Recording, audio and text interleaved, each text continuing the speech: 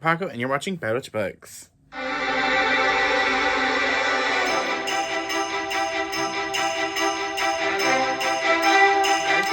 Welcome back to your channel. I'm Paco, and today we're going to be going over one of my favorite videos to do, which is my anticipated releases for the next year. So anticipated releases for 2025. How are we already here at this point of the year? I feel like I was just doing my anticipated releases last year, which right now I don't know if I read it all. So we will see if future Paco comes in to say if I read all my anticipated releases. Thank you, future Paco. You'll look later. Okay, so we usually do 10 books, but because this is my channel and who's going to tell me otherwise, we're going to go over 11 books we have today. I'm not going to go super into detail on the plot of these because some of these are sequels. I don't have a bunch of sequels. I have a couple. I have a lot of series continuations and then a lot of authors that I already know.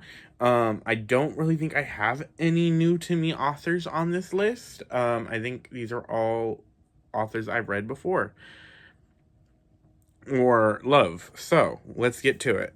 So our first book number 10, Oathbound by Tracy Deonn. This book is released on March 4th. Yes, March 4th. And this is the third book in the Legendborn quartet, I believe. I believe it's going to be 4 books, which follows our girl, Bree, my mind blanked for a minute, who is dealing with a secret society of Arthurian legend characters after she attends a college after her mother's mysterious tragic passing. And she finds out that her mom has some kind of history with this group, and she discovers her own power. That is kind of like a series overview. I don't want to get too much into the woods of the series details for people who haven't read it, but this book will be released March 4th. So I'm very excited for that. Book number 9, The Shadow Bride by Shelby Mahurin. This book is released on March 25th of 2025. This book is the follow-up to The Scarlet Veil, which is a sequel series to Serpent and Dove, but this book follows a character, Celine, or Ciel, who is a huntress at the beginning of The Scarlet Veil, and it starts investigating these mysterious bodies that show up that are drained of blood. And vampires are sure to follow. Raina is snoring if you can hear her. Book 9, because I forget, I miscalculated. Last book was 10. The book before that was 11. This is all in publication order. Book number 9 is Holy Terrors by Margaret Owens. This book will be released on April 1st of 2025. This is the third book in the series that started with, I can't think of, Little Thieves, which follows Vasya, who, I believe her name is Vasya. She is a thief.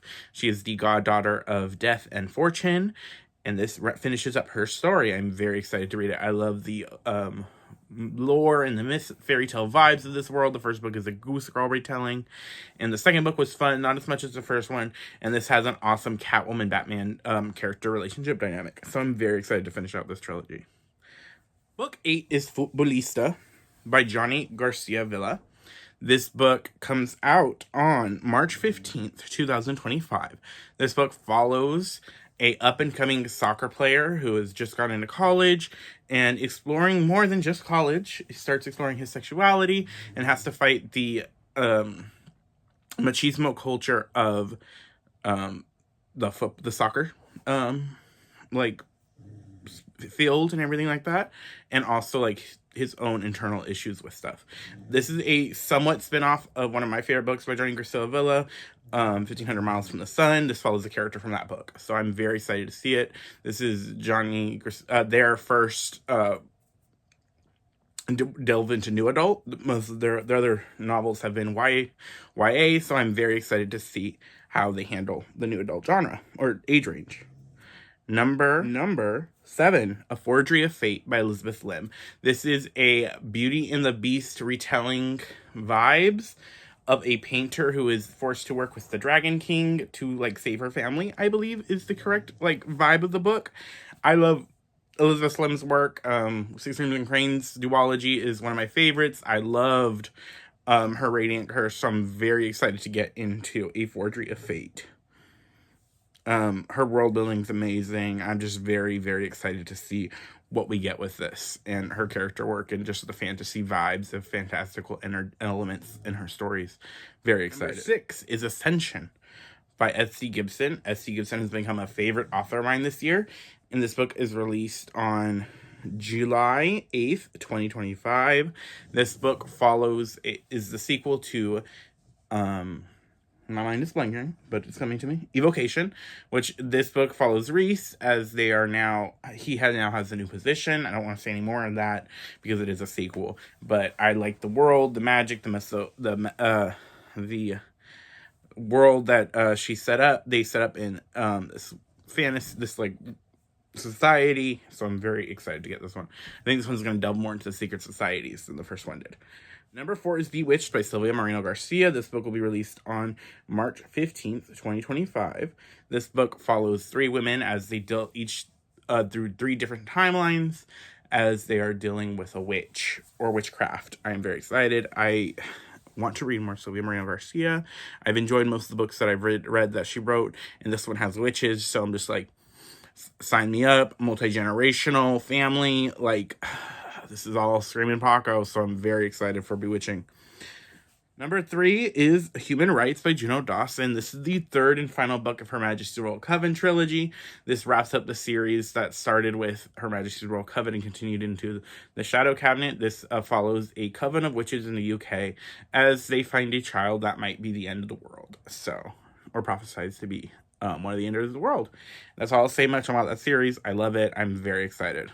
Number 3 is The Possession of Alda Diaz, which will be out on August 19th. This is the 3rd book by one of my favorite authors, Mel Cañas, who is the author of The Hacienda and Vampires del Norte. In this one, we're getting ghosts and I believe demons. It follows a girl who has gone to her, I don't know if it is her husband's family or her uncle or something like that.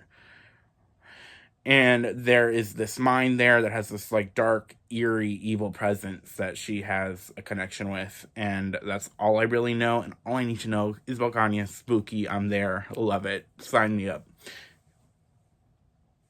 Excited. This cover is gorgeous. Our number 2 pick is Calabasas by R.F. Kuang. This will be out in August 28th of 2025. This book is premised as 2 undergrads or college students have to go into the underworld to find their recently deceased